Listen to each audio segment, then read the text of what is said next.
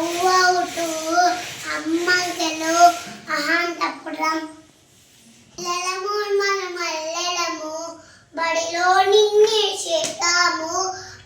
ఆ తిప్పిరిద్దాము ఒకటి రెండు చదివాము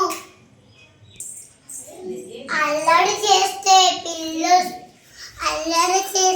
పిల్లొస్తుంది ముక్కు చోళ్ళు రక్కేస్తుంది అల్లరి వాణి పిల్లలు చక్కగా మెల్లగా కూర్చోండ్రా